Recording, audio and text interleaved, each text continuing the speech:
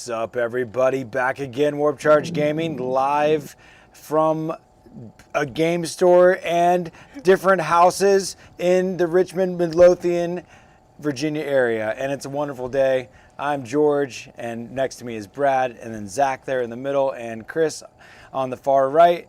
And we're here to join you tonight for episode 3 of the Infinity Talk Show. My friends here asked me what we were going to talk about tonight, and I just thought, the most glorious game ever. It's such a beautiful, magical game, and I love it. I swear I've been falling more and more in love with Infinity. The deeper, it doesn't get stale. Like sometimes a game you can like reach the threshold, and it's such a deep hole of, it's such a deep, a lot of wealth, you know, of good times and good stuff. I'm breaking out of, I remember when all I had played was Tartary and the Tartary course from Ariadna, and to explore another faction just seemed like an impossibility almost. It was like so far into the future, but just like I was so proud just to learn the profiles and how to play my first faction. To imagine branching out into others was a large mountain to climb. And now I'm like have 6 different factions in my army builder, jumping between lists, and it's really rewarding, and there's a lot of rich depth there to grab onto. So loving it. And I think also I've been really diving into a lot of the different outlets out there of painted models, like whether it's just Pinterest or WGC Facebook page. And just as people post their work, it's really inspiring. And I found it, for anybody out there looking to expand their community, one of the great ways to convert people that already love miniature wargaming is to show them great painted models and an epic battlefield. You know, the cooler you can have an immersive environment with painted models and show works of art that are out there readily accessible from the community, you can start to inspire people to want to play and paint those models yourself. Speaking of which, like to get this episode 3, so like just jumping in, I like to ramble about all kinds of things and talk about the beautiful game of Infinity. You guys are my mentors and veterans of the game in comparison to my infancy of experience inside the wonderful world of Infinity. Excuse me while I ramble, but we've been creating a lot of content, and it has been sweet as we kick things up. And one of the cool things was just today we filmed the first bat rep. We're using 2 camera arms now. Just recently, as we kind of kicked off Infinity N4 on the channel, and the focus of it, we expanded to getting a camera arm that let us do a 360 around the field and really get up into the action. Now having 2 camera arms and being able to see both sides of the board interchangeably is really powerful. And here's an example of where I made a split screen shot where you can look at both sides of the perspective at the same time, looking at that Scarface model shooting down the table at the Avatar. You can see on the right there from the Avatar's perspective down to the Scarface. It's super cool, and I tried a little bit unwieldy style to give it a run today. We did a match of Mo Rats, my first time playing Mo Rats. Speaking of new factions playing, I had a great time and look forward to talking about them. Versus the Vanilla Combined from one of our new players in our scene, Luke. He did a great job. I've really been impressed with, he's only 2 weeks in, and from his experience of playing so many Games Workshop games, Warhammer 40k, Age of Sigmar, Star Wars Legions, Magic, you name it, he's a longtime veteran gamer, and he dissected, and if you read the rules and you're passionate about learning, and you enjoy list building, you're quickly going to be able to pick up this game. It's not that crazy, especially with N4. But let's see, I wanted to show Chris's awesome painted models that was talking about inspiring some stuff. Is this JSA, Chris? Yeah, this is JSA. I love it. I think I've seen you say before that you like to paint green. I do. I don't know why. Green to me, I can kind of paint the highlights and shadows more easily. Mm-hmm. And the JSA brown orange. I mean, sorry, the Yuching brown orange. I don't know if it's really orange because all the colors that you're painting are primarily called brown in the Army Painter line or model color. Yeah, it's Lewis brown and a bunch of other stuff. There's a little bit of orange, but warm browns. So yeah. Obviously, the one thing to point out there are the leaves, man. The little tiny autumn leaves are an amazing touch. Plus the little JSA icons in there. How'd you make the little leaves there? Yeah, so the leaves I purchased from a website called shadowsedgeminis.com. They just have some. I just found them. I saw those little leaves a long time ago in some other company. I think Battleground sells them, or they used to in store, but that was years ago that I've seen them. So I was like, I don't know. The green needs a little bit something else, something to counteract its color, or maybe warm it up a little bit. So I felt like the fall leaves, given the time of the year outside, was appropriate. Yeah, no, I love it. I don't think I've ever honestly seen fall leaves like that on a miniature. So it was pretty cool, very stunning. Yeah. So loving that, and you all have played many factions over the years, and JSA is just one of your loves, Chris. Yeah, I've only played it a little bit. Primarily, I focus on Yuching. JSA used to be part of Yuching, but they kind of rebelled and broke away with the help of Pano. So yep, there you go, Zach. Yep. All detailed in this book. Yeah, including the covering salt of the Eugene players. Yeah, yeah. It's a good book for content. I recommend that. But I still like Yuching and JSA separately. I never got to play them together just because when I started, they were still together, but I never played any of the JSA stuff because I didn't own any of it. So I really only played Yuching primarily. Is there some things in N4 that are motivating you to bust out some painting on your JSAs, or just you're just calling at you? Yeah, there's some changes that I feel like made the JSA a little bit more well-rounded. The Karakuri changes, more flexible link options, so you can mix more models into the combat groups. I think that's an interesting trend, honestly. It's funny. I like to read the forums about our particular factions when you're getting into them and glean what you can. And just like when N4 has dropped here, there's been a lot of speculations about what armies have suffered from the 15 order count. And, people say like Hakaslam and Tak, that they were, that's some of their bread and butter is to have a lot of orders or whatever. But I found the interchangeable link teams are a subtlety that can really add a lot more power to a faction that can, be not just like easily seen sometimes. Little changes to SWIC costs, from the SWCs going to 2 to 1.5. I ran the Morats for the first time today, and the Suryats used to have a SWIC of 2, and this Sorgot guy that has the Falkenbach or whatever, Feuerbach. That thing is incredible. I one-shotted at the Avatar today. Spoiler alert, you guys can go check that out. But I guess before he used to be just a single guy running around. But now he has the +1 burst, which is usually just a 2-shot weapon, APDA. Now it's a 3-shot weapon because he's +1 burst, but he can join a core link team as a wild card, basically, between like three different types. So that's where it's ridiculous, is now he's a 4-shot Feuerbach with +3 ballistic skill and 2 shots in the ARO with explosion from the same weapon. And it one-shotted the Avatar. I walked up and he missed on a 17. I crit and hit 2 other hits out of the 4 shots, and he took 7 saves with AP. Goodness gracious. Yeah. So that and it has NCO.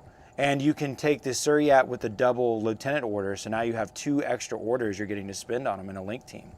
It's fantastic. So I had a great time running the Morats, and then they're so interchangeable now. These Suryats, I have 3 Suryats with HMGs, one being the lieutenant +1 order, and 2 of them with tactical awareness. And that you can stack up like 15, 16 orders in a limited insertion list. And the Anyat, that was a really neat unit that can join the link team that has EM grenades and smoke grenades and K1 rifle. K1 combi rifle inside that 5-man link. So what a solution to the tag environment that we're in is that lovely K1 that makes everybody on armor zeros on those saves. It levels the playing field pretty quickly against that armor 7+ whatever, So I had a great time running them, and I'm really excited about that. And I think that the interchangeability of link teams and because people on the forums, there was several folks that were poo-pooing the Mo-Rats in the new edition, when other people were like, no, you're not. There's way more we can do now, and there's little things like those SWIC changes and stuff. I think I had seen similar grumblings about. Been checking out Drew's lately, and I guess they have less lieutenant options now, and that's sometimes what people will grumble about, is that they lost a couple different like specialist profiles in the N4 changeover. Would you guys agree that's a trend that sometimes happens? You might have lost a favorite specialist here or there. Yeah, in Hakazam I miss my HMG Ghulam lieutenant. But I mean, I'm not going to cry over it. Overall, the changes have been beneficial. Sure. I don't think any faction has lost out in N4. They've all gained something. I think so too, yeah.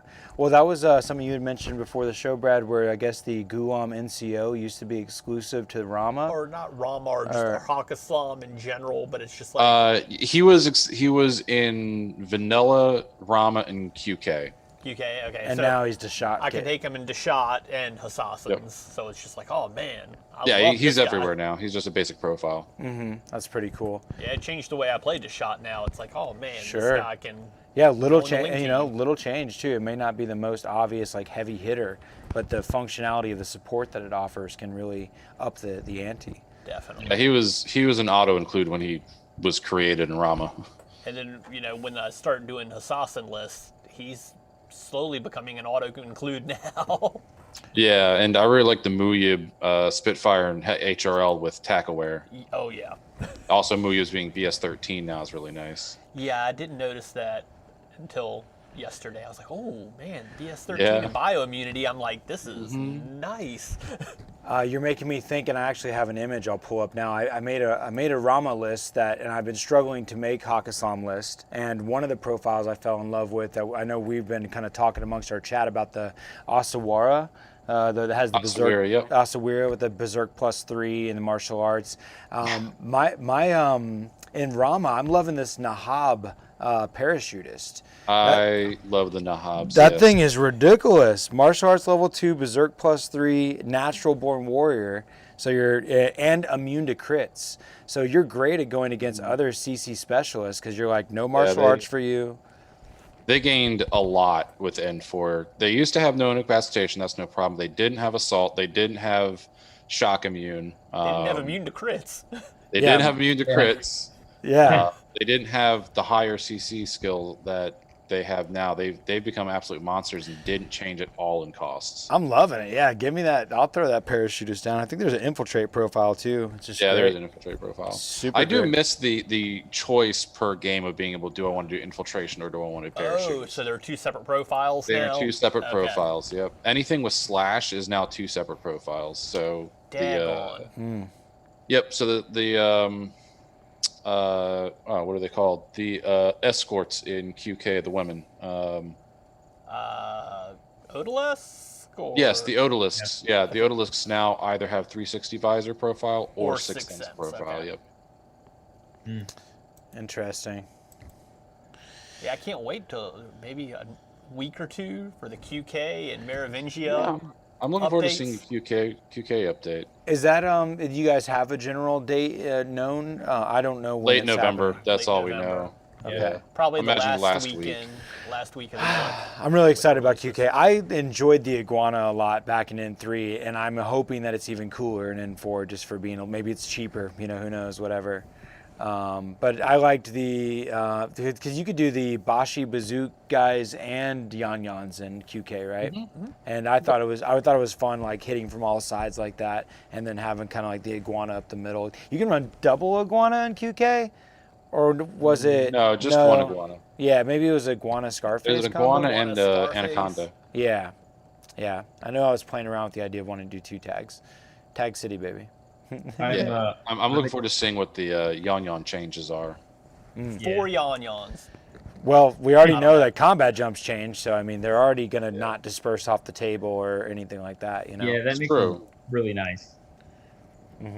Especially when before you could probably run them in lists with 18 or 19 orders. Now you're limited to 15 in competitive play. So if your 3 Yan unfortunately scattered and they were gone, that would be pretty rough. Yeah. Yeah. I mean, the 15 order limit is not hurting any factions, but it is limiting strategies you can use. Right. The Hakozlam and Ariadna bread and butter strategy. Yeah, Caledonia. Peace trading is not a thing anymore. Yeah, Caledonia, I felt like kind of really relied on that 18, 19 order list because they have so many guys that were cheap.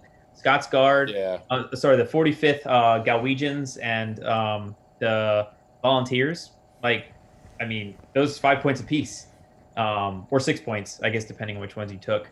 But I mean, that was like kind of the bulk. You were like, you come at me, but I got enough guys to kill you with. And now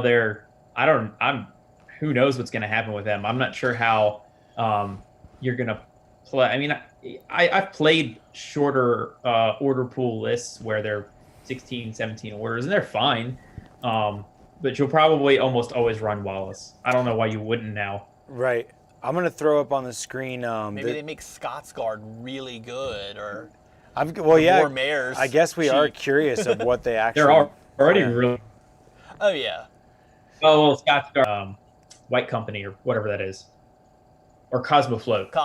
Yeah. So I just threw a Cosmoflot list on the screen. I really enjoy playing them a lot, and I feel like they remind me of the Caledonian feel. It's just insert Barapods and Mirage 5 for me.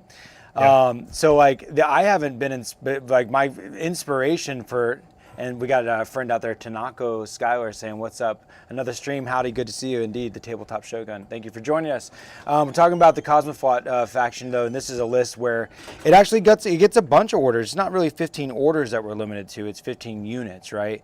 And sometimes when you add a bunch of Impetuous on there, which did get better with being optional now, you can still exceed the 15 order count.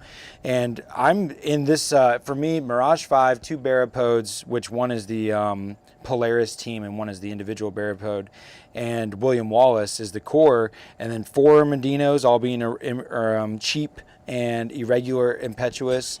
The Varangians are linkable, cheap, and Impetuous. Of course, they're not going to be able to use the Impetuous inside the link, but it's there once you've moved up the board. You can really stack it, and plus, like for 1 unit slot, Mirage 5 is 3 orders: a regular, irregular, and an Impetuous. Yeah. So I mean, that's worth 1 unit slot times 3 orders, you know. So you can. Mirage 5 is 2 unit slots. Yep. 2 unit slots, 3 orders. Yep. Yes. Counting the Impetuous. Right. So you can start to feel like you have a lot more, like hell, even just like tactical awareness. You know, like we were talking about the Morat units with the Uriats with the tactical awareness on them, and they're linkable. The NCOs with there's a lot of +1 lieutenant orders floating around, or converting those with Strategos. So you can break that count, and I feel like I've seen with the Cosmoflot that kind of feeling of having a lot of orders for less. Now, granted, I'm just running around with a whole bunch of chain rifles, but those bears are cool. They work. Yeah, I'm having a lot of fun with those. And Mirage 5, man, coming in with that parachute deployment zone is super sweet. Yeah, with the changes to Impetuous, I think that's going to work to Caledonia's favor. Mm-hmm. Because one of the biggest drawbacks for having the 45th Highlanders is they run everywhere, and they didn't have a choice. So if you were playing defensively, first turn they were amazing at keeping things from murdering your lieutenant or whatever. Because, I mean, they have Berserk, Dogged, and CC-21, and they're just so cheap. So you could arrow move them in. They had chain rifles, and they didn't really care. You didn't care about losing 6 points, but now that they can stay put and guard something, that's pretty powerful. Yeah, and there's several units that match that similar profile. Like there was the monks and the taigas. Yeah, monks are fantastic still. Yeah, I mean those type of units only got better, right? Warlocks, yeah. I love Impetuous being a choice. It's super fun. Yeah, definitely. And that's what's making me in that Rama list I flashed up. I'm excited to put Carmen in there. And like I've always struggled with motorcycles, and I'm excited to. She's so cheap. Gosh, Carmen's cheap. She's so cheap, and she's got such good skills now. I like that. I asked once, like, is she a specialist? And you were like, specialist at kicking ass. So true. And a smoke thrower, you know. Yeah. Yeah, it's that booty roll that is traded out from scavengers. It's so good. Right, and booty just got better. Yeah. Being able to land on that mimetism -6, basically getting the best of both charts. Chart 2 floating into chart 1. Just a subject that I was intrigued by this week, that's make me think about this same kind of world is EM grenades and just EM ammunition. And I've been thinking Yes. a lot about, we have like in our meta, in our scene here, we have like 3-4 plus new combined players. Everybody's excited about the Sphinx. Think about the Cutter. That's about to hit as well, right? And these are -6 mimetism tags. Not already tags are becoming more prevalent in M4. Well, there's also the big bad wolves of the -6 mimetism too. So MSV2 or CCs or templates or just countermeasures to fighting these things. I played there's a bat rep we have up where I did Tariq Mansouri and Maggie. Tariq was in a 5-man link. I had a Harris and Mukhtars, and I had Maggie and the Rafiq Bak duo. It's a fun little limited insertion. But it was the kill point game, and I was going against the Avatar. He had a Noctifier and an Avatar, I could not. My HMG on the Maggie was not enough to unroot the Avatar out of cover with its -6 mimetism. It was like, if you don't have AP in your list, you can go against something with high armor like that and just not be able to take it down on it reliably. Mm-hmm. So things like explosive weapons, AP. Well, Maggie's got a multi HMG, so she's got AP. But she doesn't have a visor, so I mean, still -6 to hit it. I think that was the part that was crushing me. Yeah. But either way, I wasn't getting the job done, and her modifiers were the Avatar's modifiers were superior. Oh yeah, definitely. And I didn't have the tools, and so I've just started to think in my list building stage more about bringing these type of weapons, and that's where that in that Morat list with that Feuerbach with the DAAP, that type of weapon is awesome, or K1, or I'm starting to study the noob that I am, like the emitters and the jammers and those type of the isolation, the immobilization, adhesive, those non-lethal attacks. I think one side effect of N4 is we're going to be seeing a lot more hackers and repeater fields, simply because hackers will be par none in taking down these tags that are now so cheap and so strong given their bonuses that you don't want to do anything face to face against them with weapons. You just want to isolate them with a repeater network. Totally. Yeah, I mean, you can win face to face fights, but a lot of the time you just can't inflict the wounds to take them down. Yeah. So you're talking about I mean, in my experience with tags, even the few times I played against them, I mean, you can dump 8 orders into a tag and take 1 or 2 wounds. It's not worth it. It's better to immobilize them or use hacking, almost always. I'm trying to remember the faction I was messing with that had it was Drew's, I think, that has the EM grenade launcher. Yeah. That, and we talked about a little bit in our thread this week how the grenade launcher, one of the nerfs to N4 is they took away the +3 range band, I believe. Yes, which is for the best. I think that's Because linked grenade launchers were not in a fine way. Reasonable. Yeah, I mean, Reasonable. Hey, you can still get it on 16s out to 32 with Yeah. X visor. In Starco. I mean, it's still not bad. Yeah. it nerfed Good range. heavily There's a little no bit, but good range now. It's just flat. yeah. But you can still get it, because that's the thing with this Drew's grenade launcher is you can get a +3 from a 5-man link, and you have X visor, so you're basically going to be shooting with a +3 or at a 0. Yeah. Also Starco with Emily Handelman, Taneko Scholar says. But yeah, I was starting to realize just how powerful that is. Tag around the corner or whatever. You don't have to have a face-to-face with it. It just dodges as the best face-to-face. EM grenades have always been the answer to a lot of heavy armor issues. EM's never been bad to use. And if I ever have an option to take EM in my list, I always will. And I find with, I haven't looked at Assassins in over a year. I just started playing it again. But correct me if I'm wrong, Zach. I don't remember the EM mines being as prevalent as they were in Assassins. I don't. The think Muya EM Mind mines Layer were- had them, but they don't. Yeah.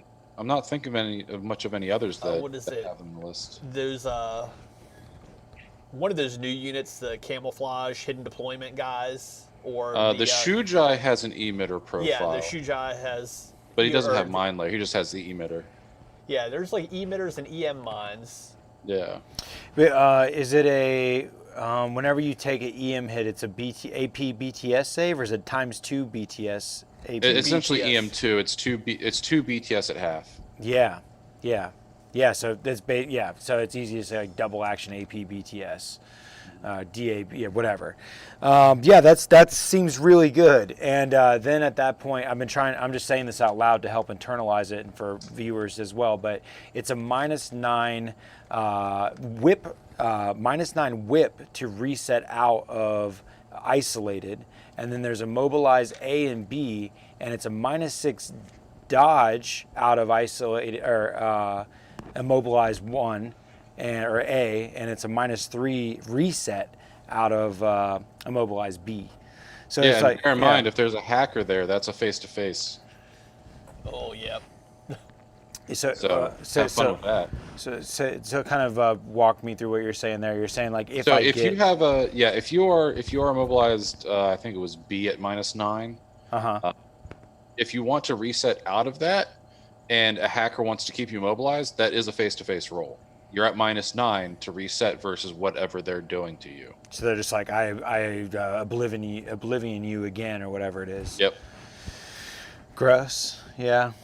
Yeah, I still feel we talked about this a little bit on episode 2, but just about there's certain elements of the game that it's all about your meta, and a lot of times when people are discussing in the forums about what they think, why they think a faction's not good or as good, it's about how much terrain their area plays, what kind of stuff their meta brings. Like I have not gone against 2 Fides and Abjabel or the 3 impersonators. Well, just wait. Just wait, right? I haven't. I know every time I've had Yon-Yons jump all over me, I've been like, damn it, my facings, Yeah.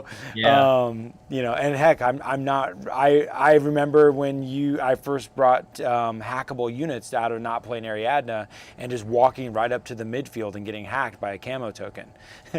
You're like, oh yeah, stay out of zone of control of camo tokens, right? And use stealth if you have it on heavy infantry. Mm-hmm. Pretty useful.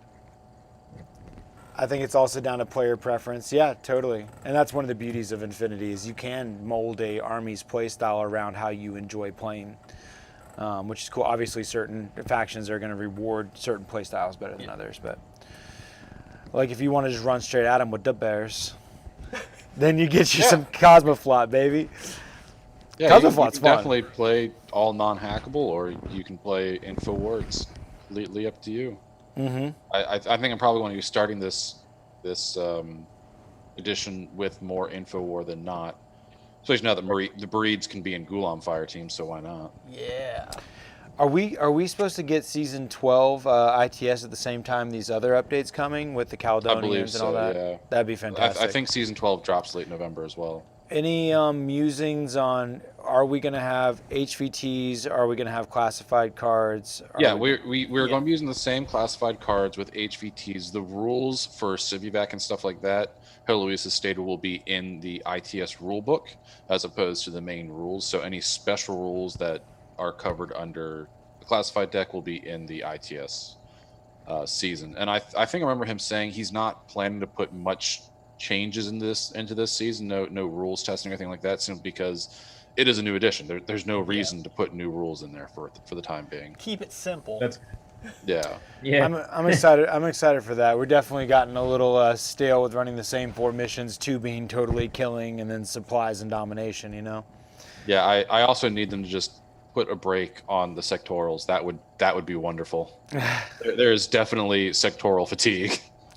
Yeah, I mean, I do love like Cosmoflot coming out. I do have a picture of we got a new Mirage 5 sculpt, yeah. Yeah, we did. Well, It's the amazing. rework, right? Yeah, I got it up on the screen now. I guess they did this like in a large scale for the Aristata game, I think. What is it? Or- I can't remember the name of it. No, I think it was just a special edition. Yes. It's a big, yeah. It's like Yeah, 75 Luxumbria made a millimeter. bust of Was it of like- this. Yeah, it's not a 32 Yeah. millimeter. It's like it's a big one. But yeah, they basically downscaled the Luxumbria bust Yeah. to this. I'm excited, man. Mhm. That's a sweet sculpt, and can't wait for that to be available to put on the channel and stuff. Chris, we got to get you. I'm going to get you. Dude, you paint so good. Please paint it. Yeah, it's nice seeing them actually sculpt an underslung grenade launcher. There are so few of those.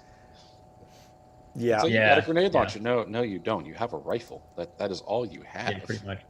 The weird bullpup action of the grenade launchers they have that doesn't have room in the butt pad for any firing pins. It's like, it's weird. How is the bullet shooting?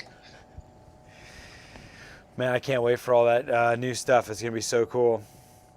I was curious, and I don't know if you might have mentioned this before, Zach, and apologies if you have, but do you have any brief narrative about the old Mirage 5 unit, about its place in the game, in the lore? Yeah, so Mirage 5 essentially is one of the equipped Mirage teams, which are teams put together by Merovingia as a shock troop unit.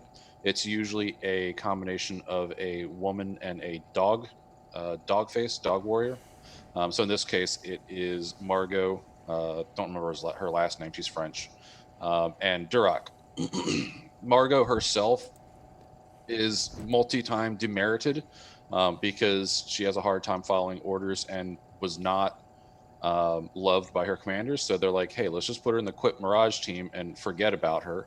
And she got paired with Duroc, and for some reason they just both connected completely and have been blowing it away in how well they work as a team in the field, and have been coming back repeatedly successful to the point that she's become more of a hero.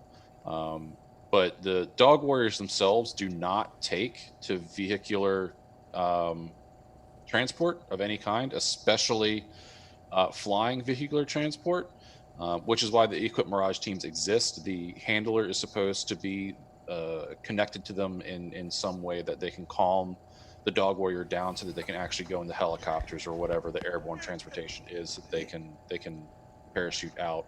Yeah.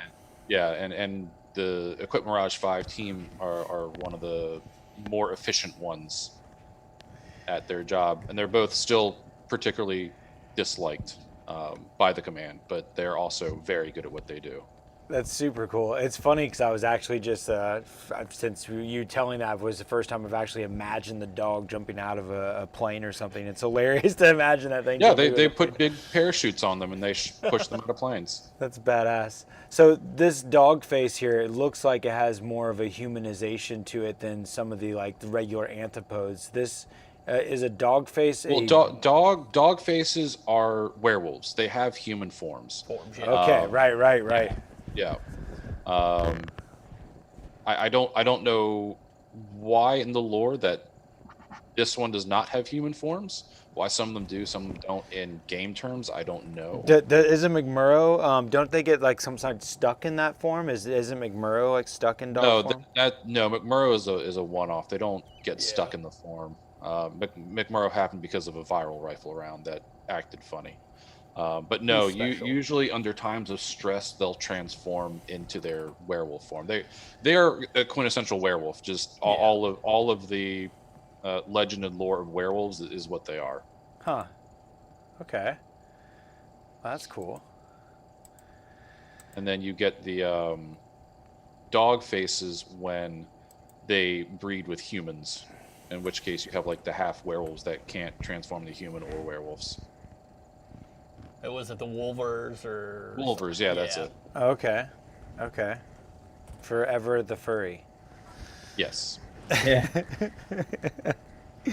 I think some do, or at least true in McMurrow's case. McMurrow got stuck in the viral form there. Yes. You say you had a viral rifle go wrong. Tell us more about that, Zach. Yeah, so I think I talked about it last time, but essentially the old man of the mountain said he wanted something done with McMurrow. And from what we know, a Laseek sniper had a special round that they fired into McMurrow. And McMurrow had a very strange reaction. He was taken off the battlefield by nomads into, I think, the Black Labs. I think the Black Labs were the ones that calmed him down and stabilized what the round did to him. And when he did stabilize in the Black Labs, he woke up as a sentient dog face. He was in control of his rage. His emotions didn't control him anymore, but he was still stuck in dog face form. Usually when they're forced into dog face, they lose most of the control of themselves and just go wild on the battlefield. But McMurrow was completely sentient and calm and stuck like that. And then during his rehabilitation in the Black Labs was when he was met by what we assume is a Templar who gave him his sword. That's awesome. I love it. What are the second irregular Cameronians? Are they? I don't know. I don't know much about the Cameronians. Oh, okay. Yeah, they're like stuck in McMurrow's form essentially. It looks like. I wouldn't know. Yeah. As far as I know, McMurrow's the only one that has control of his form and can't turn back. Yeah, because you start to wonder about, like, even the U.S. Ariadna has the dog warrior that's more like wearing the uniform and seems more like he's human in dog. So yeah, interesting. I love Ariadna's backdrop, and it helped me, want to dive deeper into the lore of the game. It's very cool. It's very cool. And I guess for nowadays, because I play Brad so much with running McMurder, I call him. I don't even think of him as Caledonian. I think of him more as like Deshot. But that's just one of the factions he hangs out in. Carmen gets around too. He's a mercenary now. Yeah, a lot of those mercenaries get around. Saito Togen, is he another mercenary that jumps around? Yep, he's a mercenary. He's been a mercenary since before JSA split. Yeah. I like Dylan Shannon says, can George explain the 5-man link team from his game today? Yes, because I have the image that's going to help narrate that real quick. More rats. This thing is super cool. Basically, it's I'm gonna pull up the. I got it right here in front of me. It is using the Sogarat. I don't know if I'm pronouncing that right. Sogarat, NCO, and he's the big guy on the top right with the 2 lieutenant orders next to him. He's cool because you're bringing a Suryat. There's 3 of them in the list. They have those 3 irregulars next to him. One actually is the lieutenant creating 2 lieutenant orders and not having tactical awareness. But basically, you can use NCO orders on the link team as long as the NCO is the link leader at that time. And in a lot of today's game, it was me making sure that I nominated the correct link leader and didn't accidentally offer AROs on non-link team members. So if you were wondering about the intricacies of why I was throwing smoke in the ways I was being very careful to allow movement of the link team without them creating arrows for non-link team members, because I wanted the Sogarat with his Feuerbach +1 burst to be the active team member to get to go up against any Noctifiers that were going to jump out, or the Avatar. And then in that link, he is able to link with any Vanguards, Suryats, or Raichos as well. And so there is a Morat Vanguard in there as a paramedic. And then there's Anyat, who is a character who can act as counted as a fire team member as well. And so she is on the far left there, and she has a K1 rifle, EM grenades, and smoke grenades. And she was how I was throwing 2 grenades out. 2 smoke grenades out with a +3 from the link team, so getting +6 on the smoke throw, and getting to throw 2 at the same time was pretty powerful with her. And I really like the rack to rack unit. There's one in the Harris team and one in the core team, and they come with the Vulcan shotguns, which is a unique shotgun to the Morats, I believe. Vulcan is amongst combined, but that Vulcan shotgun's pretty sweet on this particular unit. And he could be a part of any fire team of vanguards and everything. So it's essentially a fire team of vanguards that have all these other linkable guys, the Anyat, the Raktarak, and the Sogarath there. Datarazi in the middle throwing smoke. Their Datarazi Witch Shoulder, 14 points is excellent. Impetuous regular. And then the 3 Suryats, 1 being lieutenant, all 3 having HMGs. That's just a ton of good, 3 HMGs plus a Feuerbach with 4 shots. It's just strong, heavy weapons going down the field with heavy armor.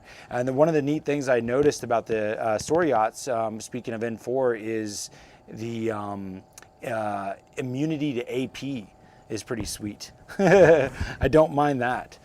On Armor 6 profile, it's not okay. Yeah, it is helpful. Dylan says, my question was more about how you made the composition. I didn't know Sogaraths. That apparently, and it changed from N3 to N4, Dylan. My buddy Will, game store owner here at Battlegrounds, this is his army here. And he was telling me how cool that was as well, because I guess apparently that Feuerbach piece used to only be a 1-man show. And now that he can join a 5-man link, and get 4 shots on that thing with a +3 burst is nasty. So yeah, I would definitely think it's a huge boost to the Morats there. I don't know if that Anyat lady could always join too, but I really like her. She's cheap and a badass. But yep, huge fan of the Morats. Definitely going to be running more of those. It was so easy and forgiving. You're like, okay, everybody's linkable. I lose somebody, they relink. We're really order efficient. We got a ton of them. It was cool. Yeah, highly recommend. I think they're good if you were, and plus they don't suffer loss of lieutenant or retreat, with their veterans and their courage. So I think I would say if you were getting new into Infinity, the Morats could be a nice army. They're very straightforward. There's not a ton of options. I don't know. I think that they're easy to pick up on. They do their job well. They move forward and kill. That is their job, and they do it well. Yeah. It's the simpler the plan, the easier the execution. Maybe I like to think. At least when I'm getting into that was part of the as trying all these new factions out, I do like to make a simplified and unified plan amongst the army. And if you try too many things at once, you can overcomplicate yourself, and everything is its own little lesson, And it's funny it's been fun in N4. There's been a lot of new players in our meta, and it's been fun to watch from the perspective of getting to help new people into the hobby versus you guys always helping me. It's fun to see the different things that people get caught up on, or that they need to figure out, or those early pitfalls that folks will fall into. And it's been nice also to see some of the things that used to be hard from N3, like being able the app is fantastic. I really have been enjoying the app as far as data management, keeping control of who's alive, who's dead, how many points is what. It's very easy to track in the new app, and that's been sweet. And then the broken down profiles and being able to easily identify who has what without the nested rules, and on and on. Cover's easier. It's been cool. I was musing. This is so silly. You guys are like, duh. But I was musing over marksmanship versus MSV1 the other day, and just how marksmanship is superior over MSV1 because it is in effect more often than not. Comparatively to not everything has mimetism. Mm-hmm. Yeah, especially with how easy cover is now. Yeah. Yeah. If you don't have cover now, you're probably not trying very hard, or your model can't get cover. So, yeah, marksmanship definitely. I want a painting of a Maggie hiding behind a fire hydrant. I really need it. That's good.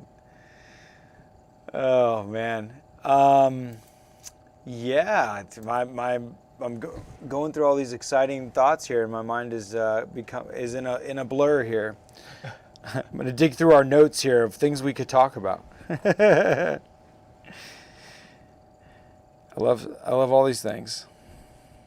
Yeah, continuing on the link team idea, I'm really enjoying the link teams now and how open they are. It feels like you're building a D&D party when you're putting a 5-man link team together. I like that. Just pick and choose all these little elements that do their own thing and are their own personality. that it's a lot of fun putting link teams together.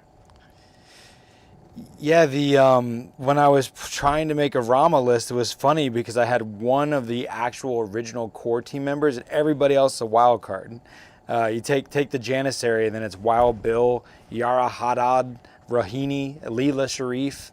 They're all like, you know, a merry band of character wild cards joining together with the one Janissary. Good times. Yeah, I'm really looking forward to Yara Haddad model. I absolutely love her profile. Is that new? Because I was excited about it. She is brand new, actually. She's believed to be a triple agent between the Hakazam intelligence forces and the Assassin Baram and the Rama task force. No, she was originally tasked with infiltrating the Assassin Baram.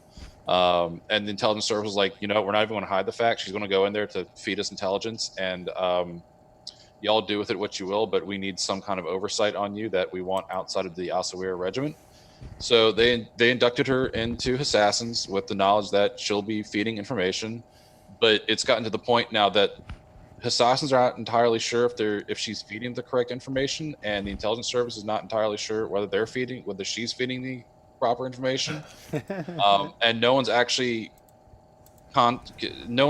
certain of where her loyalties lie, if they're with the Old Man of the Mountain or with the Mutafawik intelligence services. That's hilarious. And you say, I'm looking now, there's concept art. Concept art, yeah. This Yeah, one? she's got some concept No, art. Up the there. top left, yep. Let me see if I can show this concept art. It's being all crazy. Yeah, and a lot of the Hakazan community is also, funny enough, scholars of the Islam faith, and they're really enjoying the fact the little touches of the Berber nationality in her with the tattoos on the face. Just a little cultural touch that most folks won't notice, but is there. That's cool.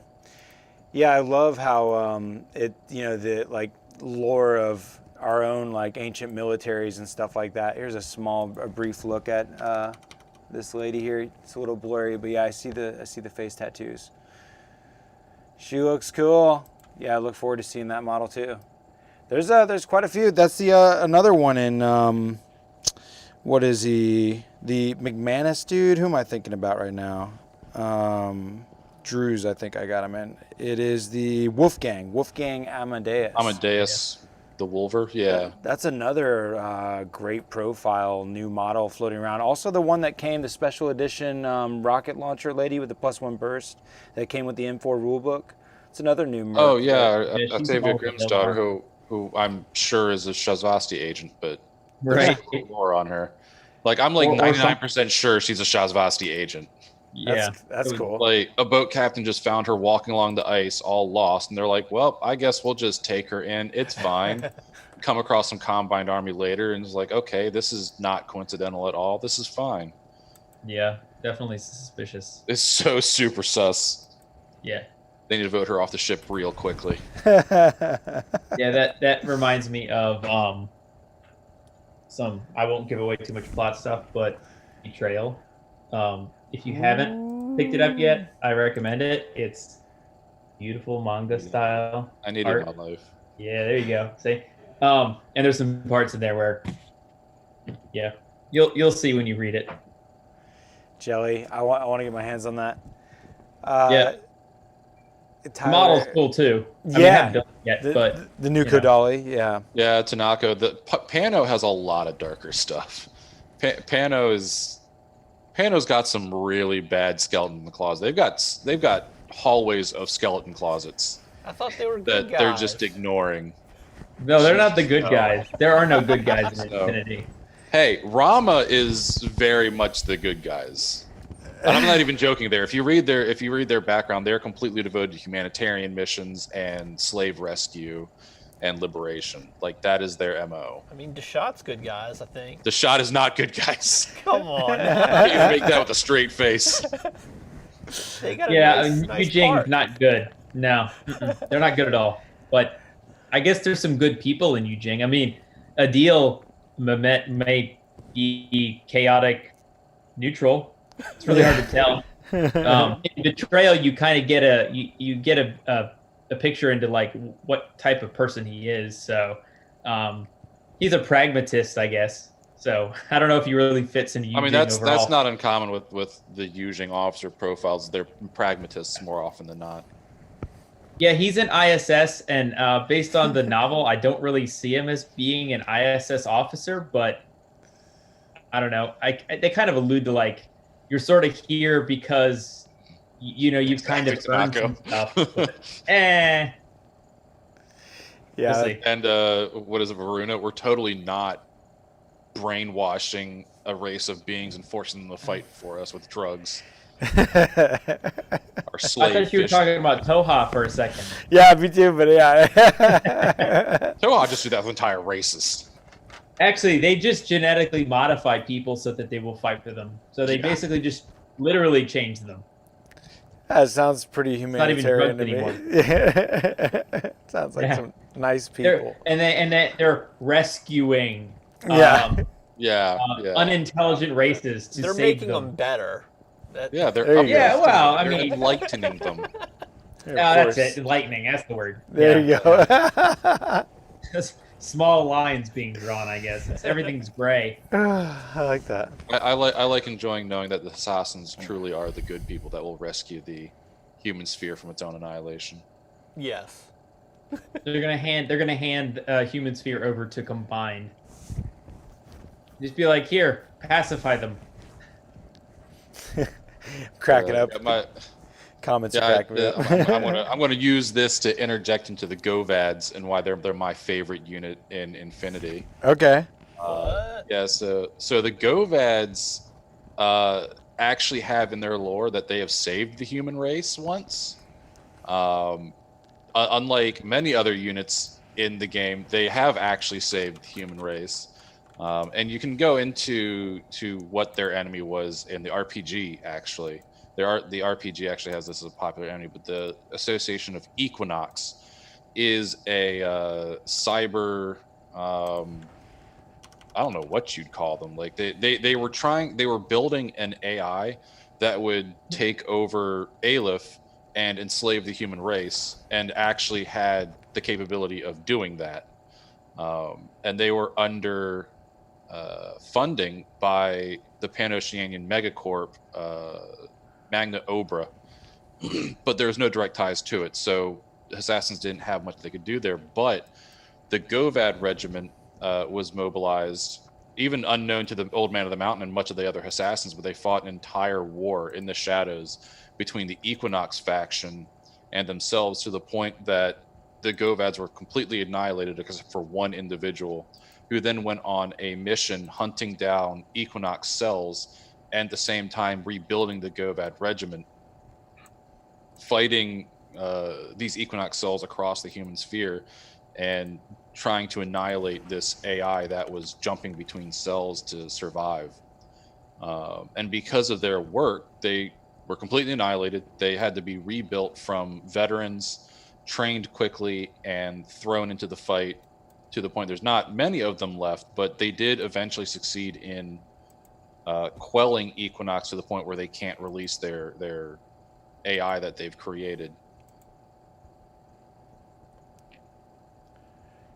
That's pretty nuts. Yeah. The AI got close to being released and would have annihilated, or rather enslaved, the human race, because apparently it was a complete antithesis to Aleph and had the capability of destroying Aleph. But thanks to the Govads, the human race was saved, only to be attacked by the Combined Army. And now we have Aleph protecting us, right? Oh, Aleph was existing at that time. It's believed that Atalanta may have worked with the Govads during that time, which, if you read into some of her lore, she's got black periods where Aleph has no idea what happened to her. And it's believed that that's what happened, was that she joined the Govads for a short period of time, helping hunt down Equinox. But even Aleph didn't know about Equinox and what they were doing. Wow. Yeah, well, respect to the Govads. Thank goodness for their heroism. Now I want to play. And and still no one takes them on the tabletop I because know. because they're expensive for what they do. Yeah, they didn't. I mean, I kind of wanted to see them change it a little bit with N4, but I mean, you can't. Yeah, change they didn't change much. There's like nothing really different about them. I No, wish there's they made really wild cards or something like. there's a lot more Yeah. things that can link with them because of all the new wild cards, but Well, Still hard fitting them in. are wild cards. Were Muyi's Yeah. wild cards before? yeah. no, they were not. Yeah. See, I That's feel like that's why Goveds are capable now, is because you can put the Muyibs in there. The Muyibs are what make them capable. Yeah. The Govads, I guess, are the leadership. The more veteran troops. Yeah, although they don't have veteran.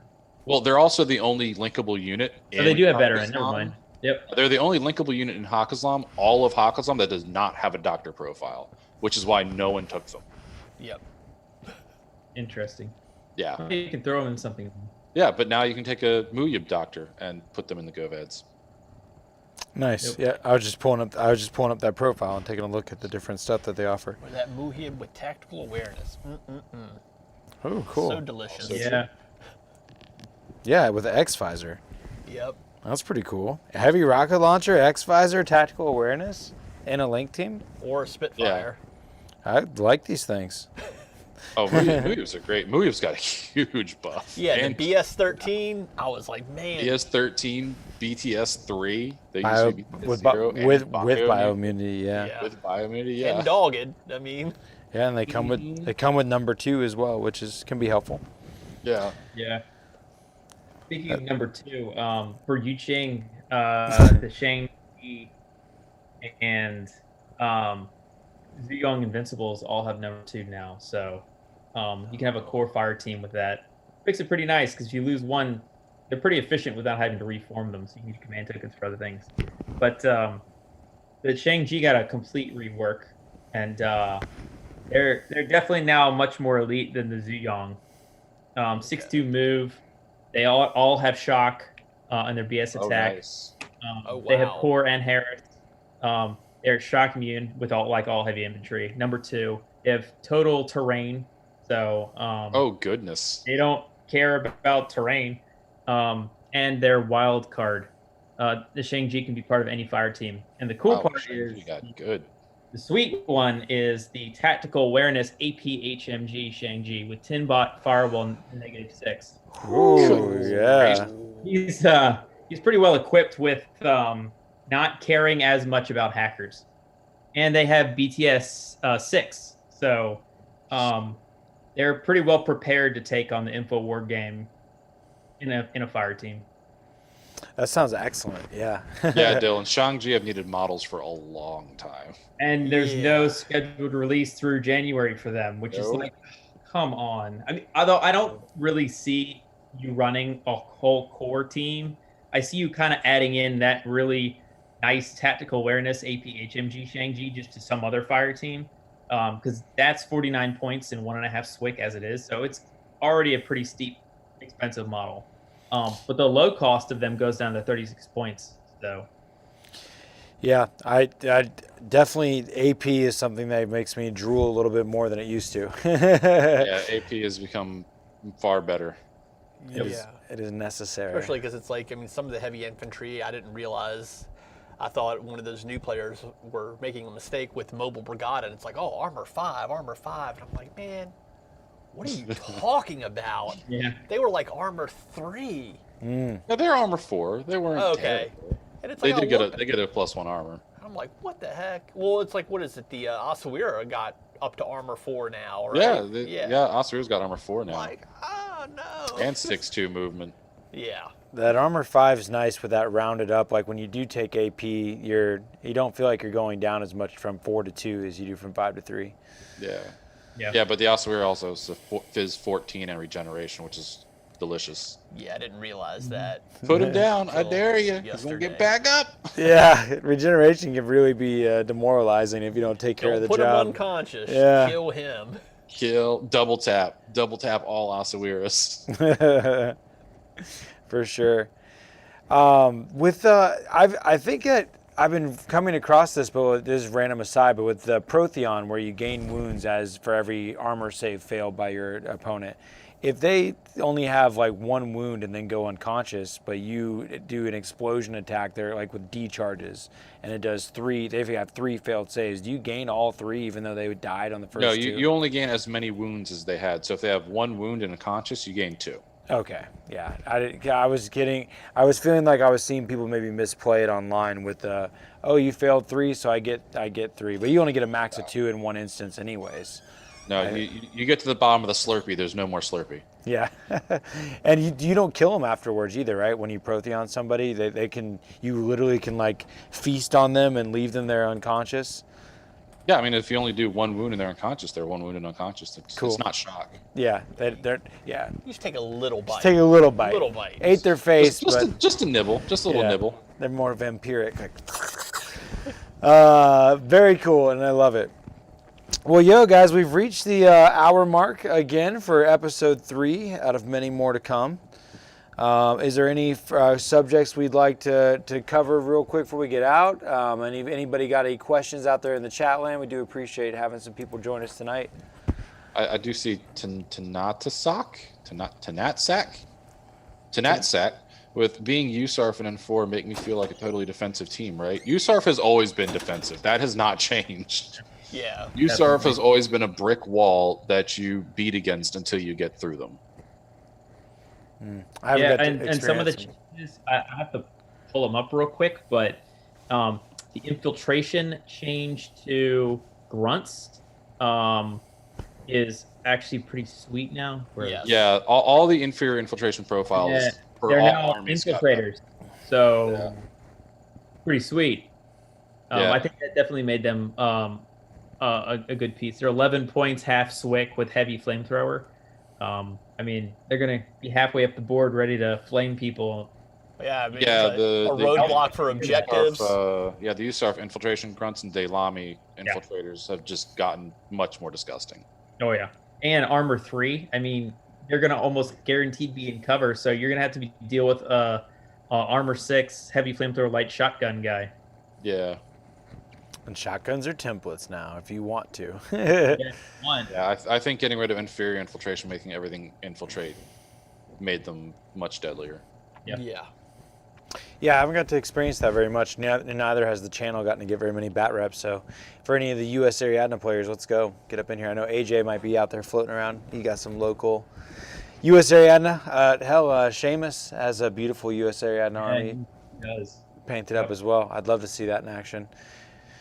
If we can get through this damn pandemic. I don't have it painted, so I'll get around to that one day.